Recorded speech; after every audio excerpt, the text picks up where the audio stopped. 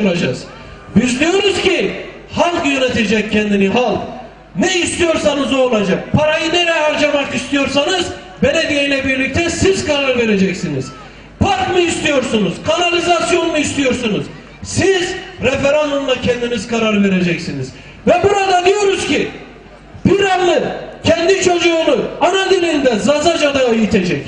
Okullarda Zazaca kitap okuyacak. Bunun neresi yanlıştır, neresi bölücülüktür? Ve biz diyoruz ki Piranlı anamız, Piranlı kardeşimiz sağlık ocağına, hastaneye gittiğinde derdini Zazaca anlatacak. Vergi dairesine, belediyeye gittiğinde Zazaca konuşacak.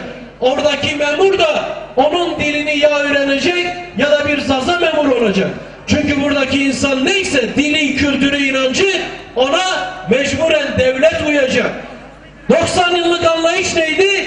Diyordu ki sen devlete uyacaksın. Devletin dili Türkçedir, Türkçe konuşmak zorundasın. Şimdi biz kusura bakma diyoruz devlet. Sen Zazaca konuşacaksın, sen devlet olarak, sen Kurmancı konuşacaksın.